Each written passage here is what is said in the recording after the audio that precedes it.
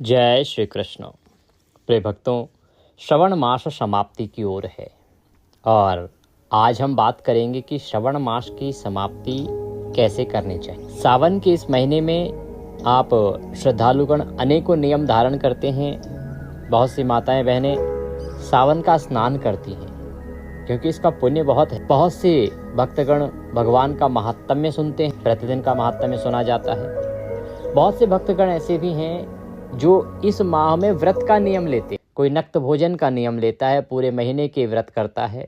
कोई किसी वस्तु का त्याग करता है। कुछ भक्तगण ऐसे हैं जिन्होंने सोमवार का व्रत किया होता है, सोमवार के 4 व्रत या मंगलवार के 4 व्रत।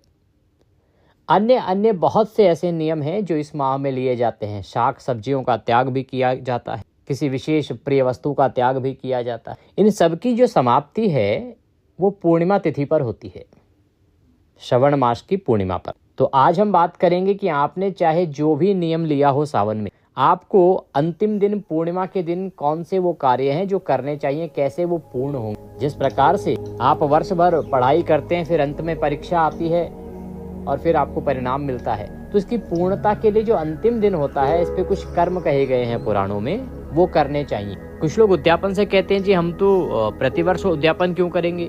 देखिए, अगर आप कुछ नियम ऐसे रखते हैं जो व्रत प्रत्येक श्रावण मास में करते हैं, तो जब भी आप उन नियमों को छोड़ेंगे 11 साल बाद, 15 साल बाद, तब एक बड़ा उद्यापन करेंगे ही करेंगे।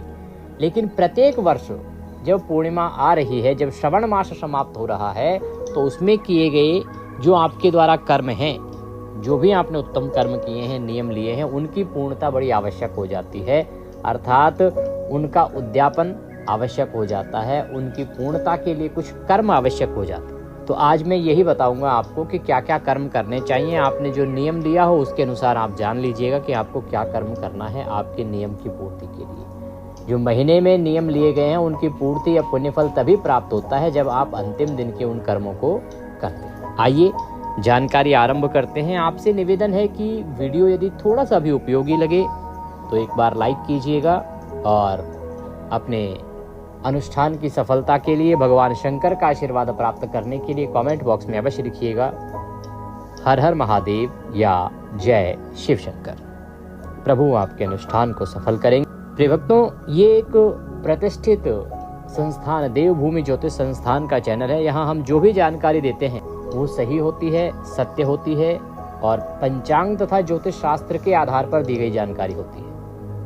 आप चाहते हैं कि आपको अच्छी जानकारियां जो ऑथेंटिक होती हैं, जो पुराण और शास्त्रों में लिखी हों वो होती हैं, तो आप चैनल को सब्सक्राइब कर लीजिए और वहाँ एक घंटी का निशान बना हुआ आएगा, उसको अवश्य दबाइए, तभी आपको हमारे सारे वीडियो प्राप्त होंगे। अन्यथा आज के समय पर यूट्यूब पे इतने चैनल हो गए हैं कि आपको हमारे वीडियो दिखेंगे भी नहीं। आप चाहते हैं कि हमारी जानकारी मिले आपको, हमारे द्वारा दी गई जानकारी आपको प्राप्त हो, तो सब्सक्राइब करें और वहाँ एक घंटी का निशान बना हुआ होगा, उसको अवश्य दबाइए। बात कर रहे हैं हम श्रवण मास की पूर्णता की। तो सबसे पहली बात तो ये प्रिय भक्तों कि सावन मास पूर्ण कब हो रहा है, फिर मैं आपको बताता हूँ कि श्रवण मास के अंतिम दिन पर आपको क्या क्या कर्म करने हैं। देखिए, श्रवण मास की पूर्णता होती है पूर्णिमा तिथि पर और इस वर्ष 2026 में सावन मास की ये जो पूर्णिमा तिथि है, इसकी शुरुआत हो रही है 27 तारीख को। 27 तारीख को सुबह 9:08 पर पूर्णिमा आरंभ हो जाएगी और 28 तारीख को 9:47 पर पूर्णिमा समाप्त हो जाएगी। ऐसे में सूर्य के मुख से पूर्णिमा हमें प्राप्त हो रही है 28 अगस्त को। 27 को उदया व्यापनी नहीं है, परंतु जो व्रत किए जाते हैं पूर्णिमा तिथि पर वो आपको 27 को ही करने चाहिए। बाकी कौन से कर्म किस दिन करने हैं इसकी जानकारी मैं आगे आपको दूंगा, मुहूर्त के साथ बताऊंगा।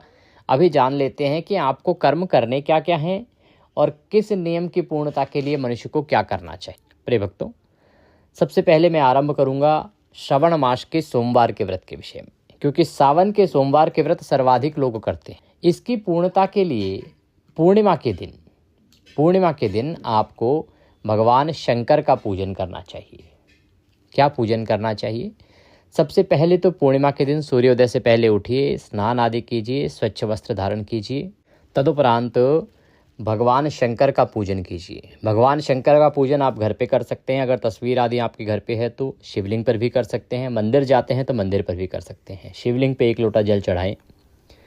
घर पर आप पूजन कर रहे हैं, भगवान की तस्वीर या प्रतिमा जो आपके पास है उनको चौकी पर विराजमान कीजिए। मंदिर में पहले से रखी हुई तस्वीर है तो वहीं पे आप पूजन कर सकते हैं, अलग से चौकी लगाने की आवश्यकता भी नहीं है। सामग्री क्या चाहिए?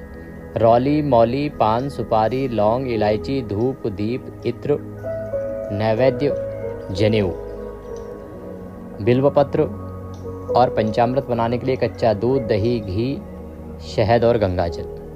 ये सामग्री है जिसकी आवश्यकता आपको पूजन के लिए। जिनके पास ये सारी सामग्री ना हो तो केवल 5 सामान से भी आप पूजन कर सकते हैं, वो भी आगे मैं बताऊंगा। ये सारी सामग्री एकत्र कर लीजिए। 1 लोटा लीजिए तांबे का, उसको अच्छे से मांजिए। पहले उसमें थोड़ा सा गंगाजल भरिए, फिर शुद्ध जल भरिए। ये जल का लोटा भी आप मंदिर में भर के रखते ही होंगे प्रतिदिन। और आसन लगा के बैठ जाइए, पूर्व दिशा की ओर मुख करके या उत्तर दिशा की ओर मुख करके। सबसे पहले यदि आपने चौकी आदि लगाई है ना, तो जो लोटे में जल है उससे जल के छींटे दीजिए उस स्थान पर और उस सामग्री पर, जिससे कि वह स्थान और सामग्री पवित्र हो जाए। और अगर पहले से ही भगवान मंदिर में विराजमान है तो सामग्री पर जल के छींटे दीजिए। हम मंत्र पढ़ते हैं, ओम पवित्रोह पवित्रोऽंग सर्वांगवस्थांगतोऽपिवं यः स्मरेत पुंडरीकाक्षं सभायन्तरः शुचिः ओम पुनातुमं पुनातुमं पुनातुमं। शुद्धिकरण करने के बाद आप अपने हाथ पर जल लीजिए, हाथ धो लीजिए। हस्तो प्रक्षालनम। एक एक मंत्र पर 1-1 चम्मच जल का पान करेंगे। ओम माधवाय नमः, सीधे हाथ पे जल लीजिए, पी जाइए। ओम केशवाय नमः, जल लीजिए, पी जाइए। ओम नारायणाय नमः, जल लीजिए, पी जाइए। ओम ऋषिकेशाय नमो नमः, हस्तो प्रक्षालनम, हाथ धो लीजिए। अब सबसे पहले आप धूप और दीप को प्रज्वलित करेंगे। ध्यान दीजिए, पूजा में शुरू करने से पहले धूप और दीप को जलाया जाता है। लोग क्या करते हैं, जब आरती करने लगते हैं तब दीपक को जलाते हैं। ये जो दीपक होता है ना, ये आपकी पूजा का एक प्रकार से गवाह होता है, इसीलिए दीपक आपको पहले जलाना चाहिए पूजा में। दीपक को एक आसन अवश्य दीजिएगा। दीपक को कभी ऐसे ही नहीं रखना, चाहे थोड़े से पुष्प उसके नीचे डाल दीजिए या जो अक्षत कुछ भी आपके पास है उसके ऊपर आप दीपक को रखें। धूप दीप प्रज्वलित कीजिए। शुभम करोति कल्याणम आरोग्यम धन संपदाम शत्रुर्बुद्धि विनाशाय दीप ज्योतिर्नमोस्तुते। अब आप व्रत पूजन का संकल्प करेंगे, ये बड़ा आवश्यक है, इस पे ध्यान दीजिएगा। यहाँ हम वही बोलेंगे कि किसकी पूर्णता के लिए आप ये पूजन कर रहे हैं। जो भी कर्म आपने किया ना, उसकी पूर्णता के लिए आप ये कर्म कर रहे हैं, ये पूजन कर रहे हैं अंतिम दिन। तो अपने सीधे हाथ पर जल लीजिए, अक्षत लीजिए, पुष्प लीजिए, दक्षिणा स्वरूप जो रखना चाहें वह रखिए और 3 बार बोलिए ओम श्री विष्णु, ओम श्री विष्णु, ओम श्री विष्णु। अपना नाम, अपना गोत्र, आप जिस स्थान पर बैठकर संकल्प कर रहे हैं वहाँ का मकान नंबर, क्षेत्र का नाम, शहर का नाम, श्रवण मासे शुक्ल पक्षे पूर्णमस्यायाम पुण्यतिथियों आयु आरोग्यता प्राप्त्यार्थाय सुख संपत्ति प्राप्त्यार्थाय भगवान शंकर प्रसन्नार्थाय। यदि संतान प्राप्ति के लिए किया है तो संतान कामनार्थाय, वर प्राप्त्यार्थाय, कन्या प्राप्त्यार्थाय, श्रवण मासस्य सावन सोमवार व्रत पूर्णता निमित्तार्थाय, नक्त भोजन पूर्णता निमित्तार्थाय, अमुक त्याग पूर्णता निमित्तार्थाय। यदि आपने कोई त्याग किया है तो उसका नाम बोलिए कि आपने ये जो त्याग किया था इसकी पूर्णता के लिए निमित्तार्थाय भगवान शंकर पूजन संकल्पम अहं करिष्ये। बोलिए सौ श्री शरणौ शरणम प्रपद्ये। और यह संकल्प भगवान शंकर के चरणों में अर्पित कर दीजिए। संकल्प करने के बाद अब आप भगवान का पूजन करेंगे। देखिए, ये जो पूजन है ना, ये सभी नियमों के लिए एक ही रहेगा, संकल्प अलग होता है। केवल आपने चाहे नियम कोई भी लिया हो, भगवान की पूजा का विधान एक ही है। आगे का कर्म परिवर्तित हो सकता है कि आपने जो नियम लिया है उसके अनुसार के कर्म हो सकते हैं, पर पूजन जो है सभी के लिए एक ही होगा। इसीलिए मैं पहले पूजन बता रहा हूँ, फिर आपके नियमों के अनुसार बताऊंगा कि आपको उनके पूर्णता के लिए क्या करना चाहिए। हाथ जोड़ के सबसे पहले भगवान गणेश का ध्यान करेंगे। प्रथम पूज्य गणेश हैं। आप यदि हमारे चैनल पर पुराण सुन रहे हैं, अभी विशेष रूप से वर्णन आया इसके विषय में शिव महापुराण में कि प्रथम पूज्य गणेश का सबसे पहले पूजन होना चाहिए। तो ध्यान के माध्यम से हम यहाँ पूजन करेंगे। हाथ में अक्षत पुष्प लीजिए, भगवान गणेश का ध्यान कीजिए। गजाननं भूतगणाधिसेवितं कपितजम्बो फलचारुभक्षणम् उमाशुतं शोकविनाशकारकं नमामि विघ्नेश्वर पादपंकजम्। बोले गणेश जी महाराज की जय। गणेश जी महाराज के निमित्त यह पुष्प भगवान के चरणों में अर्पित कर दीजिए। भगवान शंकर का ध्यान कीजिए, भगवान से हाथ जोड़ के प्रार्थना कीजिए। हाथ में 5 पुष्प ले लीजिए। हे प्रभु, हे पिनाकपाणी, हे भगवान शंकर, आज इस श्रवण पूर्णिमा पर हम श्रवण मास के अपने नियम की पूर्णता के लिए पूजन करने के लिए उद्यत हुए हैं। प्रभु, इसके निमित्त हम आपका आवाहन करते हैं, आप यहाँ आएँ, विराजमान हो, जिससे कि हम आपका पूजन कर सकें। आप यहाँ विराजमान हो के हमारा पूजन स्वीकार करें। प्रभु, ये पुष्प हम आपको आसन के रूप में अर्पित कर रहे हैं, इन्हें हम आसन के रूप में आप स्वीकार करें और विराजमान हो। इस प्रकार से वो पुष्प भगवान के चरणों में अर्पित कर दीजिए। भगवान आ गए हैं। अब सबसे पहले पद्य अर्घ्य आचमनी कराएंगे। भगवान की तस्वीर के सामने एक कटोरी आदि रख दीजिए, उसमें 1-1 चम्मच जल आप अर्पित कीजिएगा एक-एक मंत्र पर। ओम भूर्भुवः श्री शिव शंकराय नमः। पद्यम समर्पयामि। पद प्रक्षालन के लिए 1 चम्मच जल अर्पित कीजिए। ओम भूर्भुवः श्री शिव शंकराय नमः। अर्घ्यम समर्पयामि। अर्घ्य के रूप में 1 चम्मच जल अर्पित कीजिए। ओम भूर्भुवः श्री शिव शंकराय नमः। आचमनिम समर्पयामि।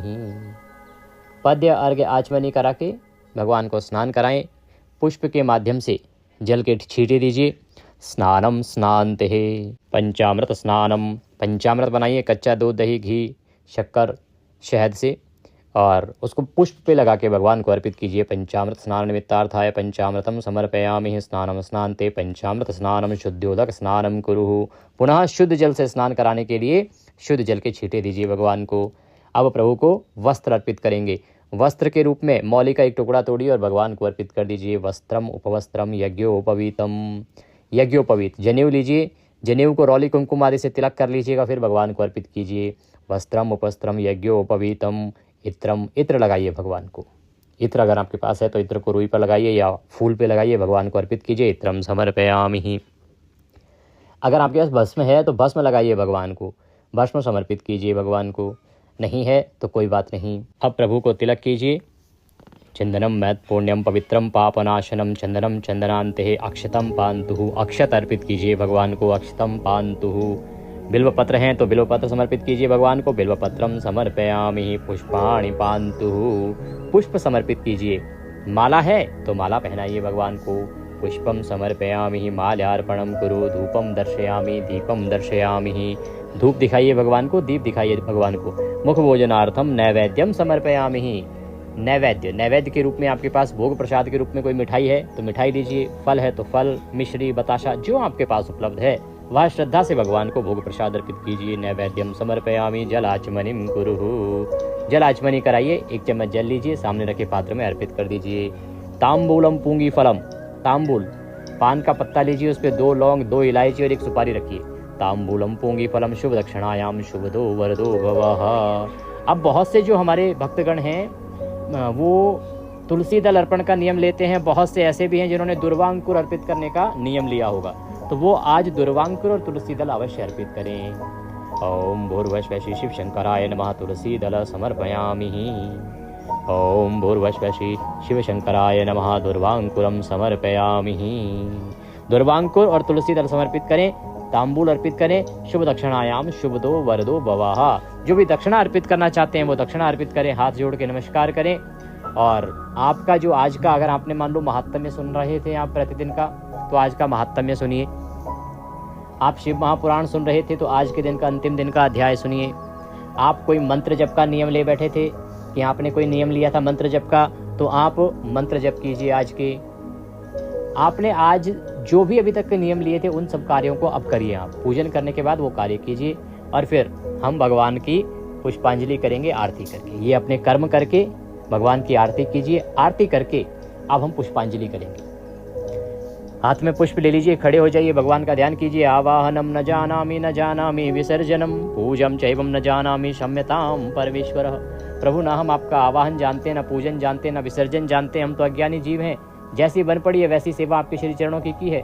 भगवान, इसमें जाने अनजाने में हमसे कोई गलती, कोई त्रुटि, कोई भूल हो गई हो तो उसे क्षमा कीजिएगा। हमने इस पूरे श्रवण मास जैसी हमारी समझ है उसके अनुसार आपकी सेवा की है, पूजा की है, व्रत किया है, नियमों का पालन किया है। इनमें हमसे कहीं भी कोई त्रुटि हो गई हो प्रभु, तो हम आपके नादान बालक हैं। हमारी गलतियों को क्षमा करते हुए दया का आशीर्वाद प्रदान कीजिए। प्रभु, आपको अर्पित करने के लिए हमारे पास कुछ नहीं है, तन मन धन सब आप ही का है। हमारे पास केवल क्या है? मालती मलका दाति सतपत्रादि संयुक्तम पुष्पांजलिं मया दत्तां ग्रहणाम परमेश्वरः। यह पत्र पुष्प की भेंट है भगवान, इसे स्वीकार कीजिए और दया का आशीर्वाद प्रदान कीजिए। वह पुष्प भगवान के चरणों में अर्पित कर दीजिए। अब परिक्रमा कीजिए खड़े खड़े।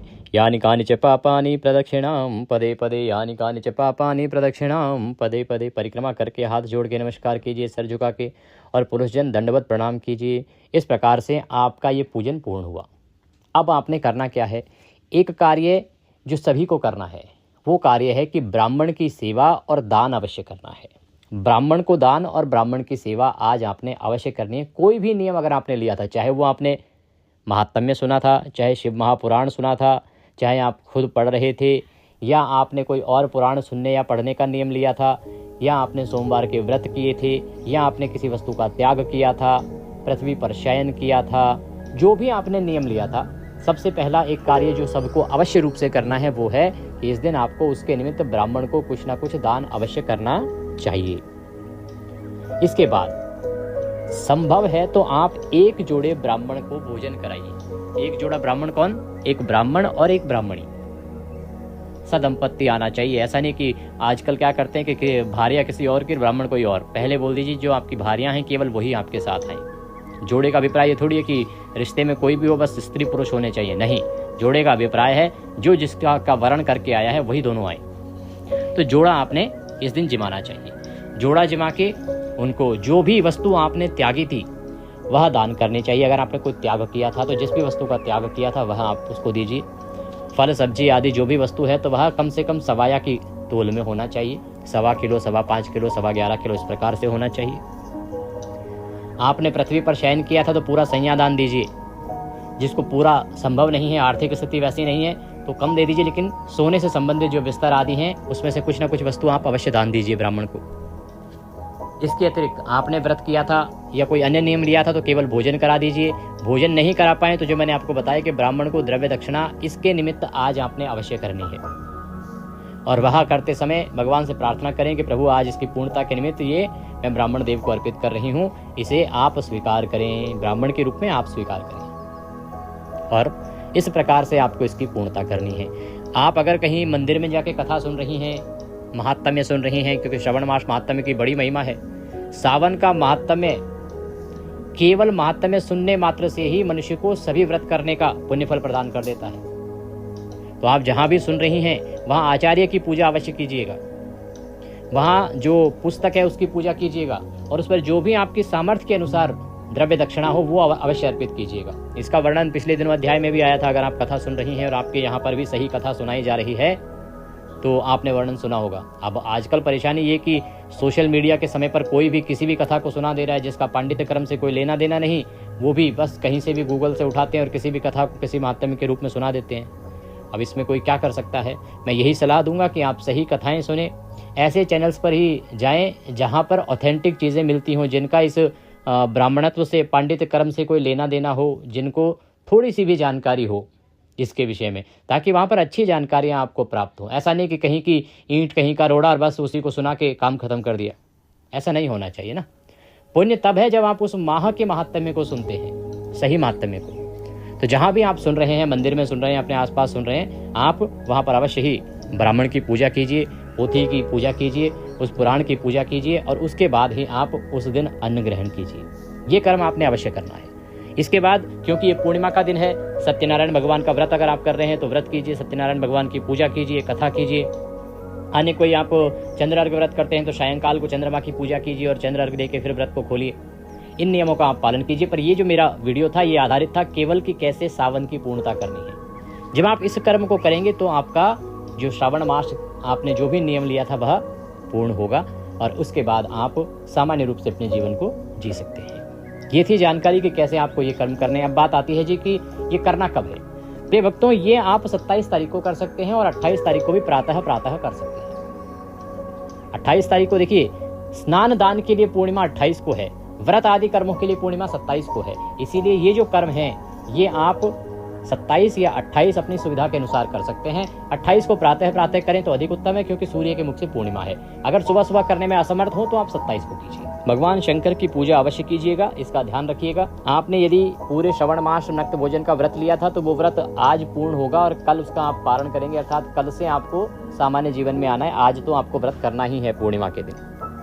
जानकारी थोड़ी भी अच्छी लगे लाइक कीजिए, चैनल पर नए हैं तो सब्सक्राइब कीजिए, क्योंकि ये प्रतिष्ठित ज्योतिष संस्थान का चैनल है। यहाँ प्रत्येक माह के उत्तम महात्म्य में सुनाए जाते हैं। भाद्रपद मास आ रहा है, उसका महात्म्य बड़ा कल्याणकारी है। सुनने के लिए जुड़ जाइए हमारे साथ और प्रतिदिन अवश्य सुनिए। आधा घंटा निकालेंगे, आपका जीवन परिवर्तित होगा, क्योंकि महात्म्य की महिमा बहुत अधिक है। उसका आशीर्वाद प्रभु का बहुत प्राप्त होता है। अगर हमारे साथ व्हाट्सएप पर जुड़ना चाहते हैं, जैसे कि आपको सभी जानकारी सीधे मोबाइल पर आती रहे, तो स्क्रीन पर नंबर आ रहा होगा 900 से, उस पर व्हाट्सएप मैसेज कीजिए कि आप सभी तिथि त्यौहार की जानकारी पाना चाहते हैं, तो हम आपको अपने साथ व्हाट्सएप पर ऐड करेंगे और फिर सब जानकारी सीधे मोबाइल पर आपको आनी आरंभ हो जाएगी। ये सुविधा आपके लिए निःशुल्क है, इसका लाभ लीजिए। यदि दक्षिणा स्वरूप कुछ भी हमें भेजना चाहते हैं तो आपकी स्क्रीन पर एक QR कोड आ रहा होगा, उसको स्कैन करके उस पर भेज सकते हैं। परमात्मा आप सबका कल्याण करें। हर हर महादेव। जय श्री कृष्ण।